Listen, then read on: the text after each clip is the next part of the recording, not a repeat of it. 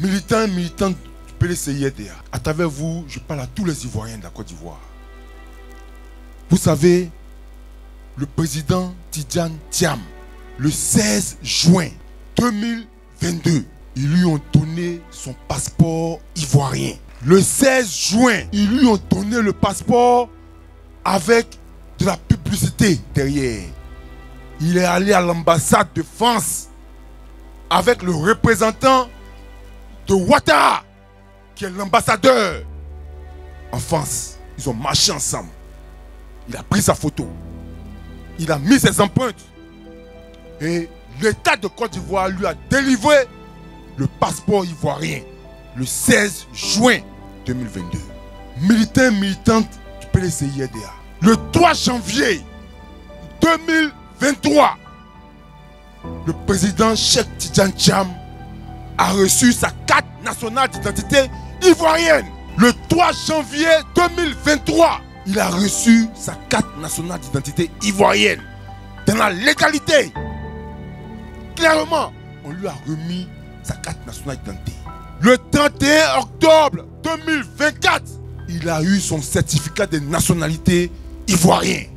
C'est tous ces documents dont je viens de vous citer qu'il a pris pour aller se faire enrôler au niveau de la CEI.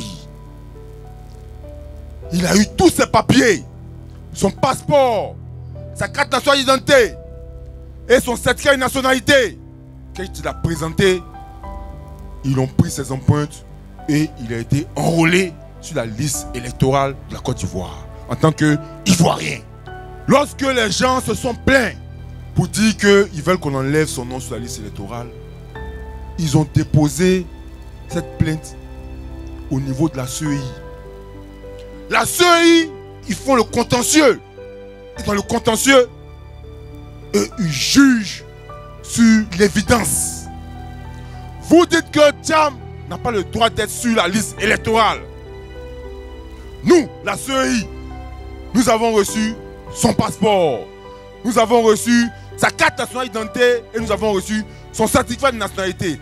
À partir de ces éléments, nous, la CEI, nous avons le droit de l'inscrire sur la liste électorale. Les mêmes personnes se sont levées pour aller se plaindre dans la justice, pour dire au juge que la CEI a pris une décision. Mais nous sommes contre cette décision, on vient porter plainte. La juge là, son rôle, c'est d'une juge d'évidence. C'est eux qui disent que Thiam n'a pas le droit d'être sur la liste électorale. C'est à eux de prouver que tous les papiers que Thiam a sont des documents qui sont faux. C'est eux qui sont venus dire que c'est faux. Donc la juge là, tant que ces derniers n'ont pas envoyé la preuve que Thiam n'est pas ivoirien, elle n'avait pas d'autre droit, d'autre choix que de lire, c'est-à-dire sur la base de l'évidence, pour leur dire que leur contestation est rejetée. Il n'y avait rien à faire. Parce que aucun Ivoirien, aussi puissant qu'il est, ne peut venir voir un juge et dire au juge que moi je conteste la nationalité de Djaoufoué. À partir du moment là, il faut que Djaoufoué n'ait plus la nationalité ivoirienne. Personne. Personne. Aussi puissant que tu es. Même Alassane Ouattara ne peut pas enlever moi ma nationalité.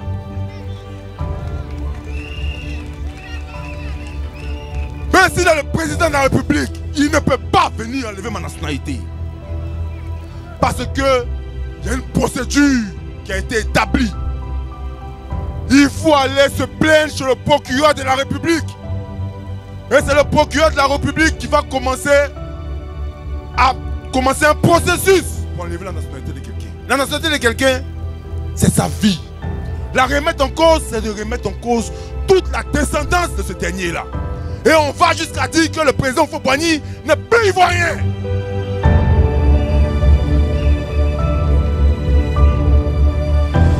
Ça, nous n'allons pas l'accepter. Nous n'allons pas l'accepter. Donc j'ai tenu à venir vous dire ici aujourd'hui, solennellement, que ce qui se passe là, C'est inacceptable. C'est inacceptable. Ce que la juge a fait là, c'est inacceptable. Parce qu'au jour d'aujourd'hui, on dit qu'il n'y a plus de recours.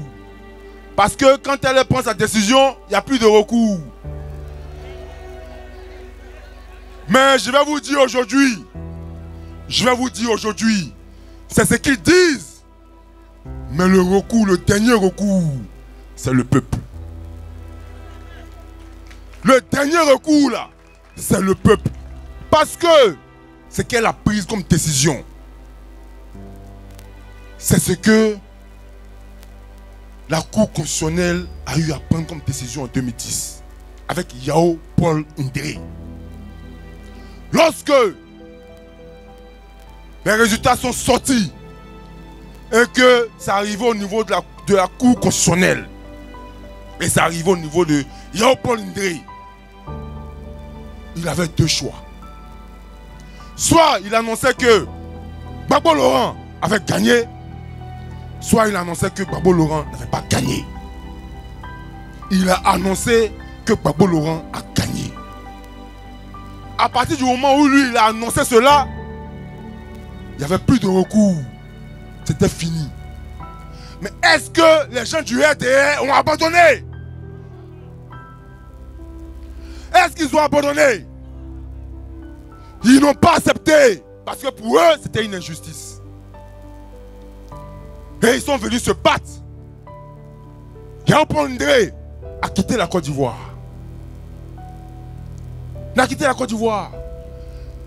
Un homme digne, quand il prend sa décision et il reste sur sa décision, on allait dire que c'était un homme digne.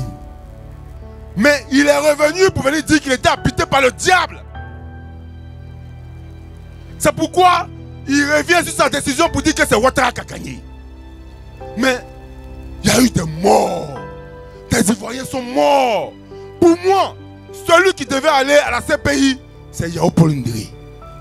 Parce que s'il avait été condamné, je vous promets que la juge là n'allait jamais prendre une décision comme ça.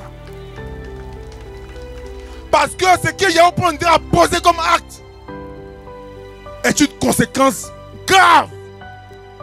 Et s'il avait été condamné à perpétuité, les juges de Côte d'Ivoire, ça allait être une jurisprudence pour eux. Lorsque quelqu'un est venu leur dire, prenez telle décision, ils vont lui dire, Yao Paul Ndéré.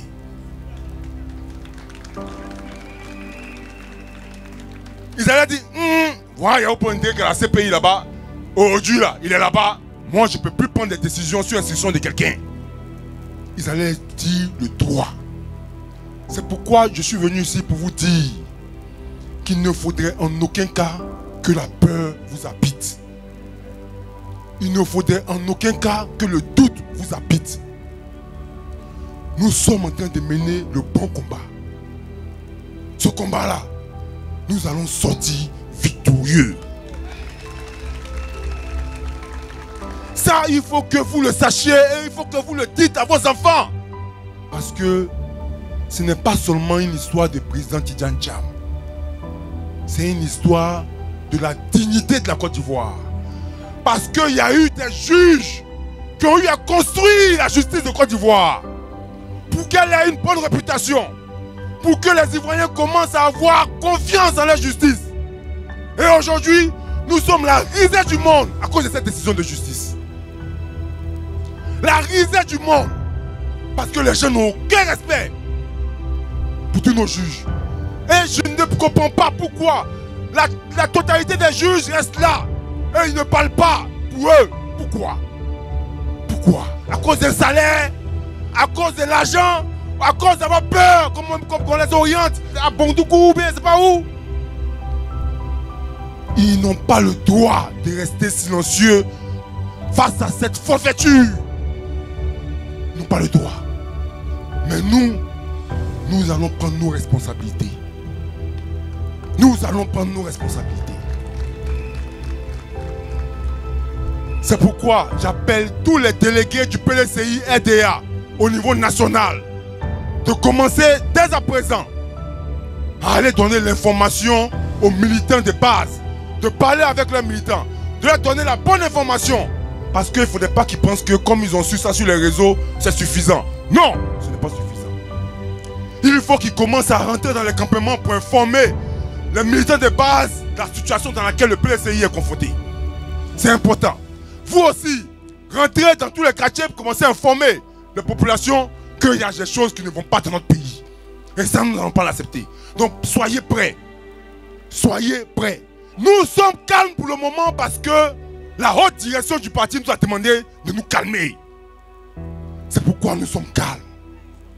Parce que la haute direction du parti nous a dit, attendez, on va essayer de dialoguer, on va créer des conditions pour aller à la paix. Ne vous inquiétez pas, calmez-vous. Mais la haute direction du parti, là, nous, on ne va pas rester calme pour toujours. Parce que ceux d'en face, là, ils n'ont aucune considération pour nous les Ivoiriens. Aucun respect et aucune considération. Mais, vu que c'est eux qui ont tant d'expérience politique, nous leur donnons l'opportunité de régler ce problème-là le plus tôt possible. Mais, il faut qu'ils sachent que nous sommes en train de nous organiser. Et à partir du moment où il n'y aura pas d'issue vis-à-vis de la négociation, nous allons prendre la rue et obtenir la réinscription du président Tcham sur la liste électorale. Vous savez, c'est pourquoi je dis à nos militants, arrêtez de m'appeler pour me dire, oh, honorable, ils vont t'arrêter, honorable, ils vont te tuer, honorable. Ne m'appelez pas pour me dire ça, ça ne m'intéresse pas.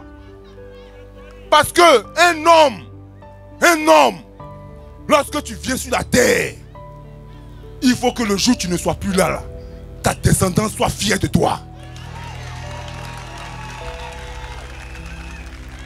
Quand tu n'es plus sur la terre, et puis on dit ton nom, tes enfants regardent et puis disent, mon papa, je suis fier de lui.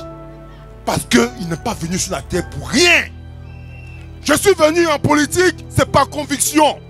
C'est pas pour l'argent. C'est pas pour avoir un poste. Ça ne m'intéresse pas. Demain, le président Tidjane Thiam gagne les élections. Moi, j'ai atteint mon objectif et je peux partir tranquillement.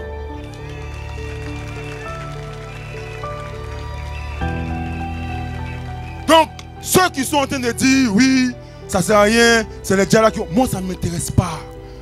Il faut que le RDS sache qu'en Côte d'Ivoire, il y a des Ivoiriens qui sont dignes. Il y a des gens qui aiment l'argent. Eux là, vous pouvez les acheter. Mais nous, on est venus par conviction pour que les choses changent. Et ça, c'est un cas d'école parce qu'aujourd'hui, c'est en train de démontrer que dans un pays, il est important d'avoir une Cour suprême. Parce qu'on a une Cour suprême, la Cour suprême là, elle se réunit en collège et puis elle prend la décision de casser cette décision de justice pour dire que ce n'est pas une bonne décision. Ça n'existe pas. Donc à partir du moment où la Cour suprême n'existe pas, c'est le peuple qui va casser cette décision-là.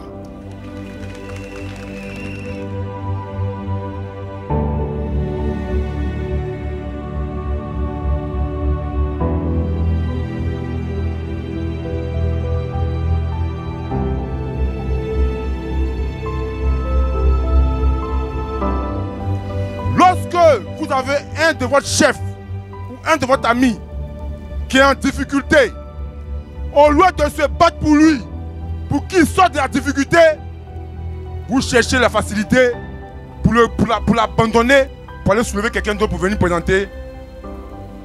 Nous, on ne fait pas ça au PLCI-EDA.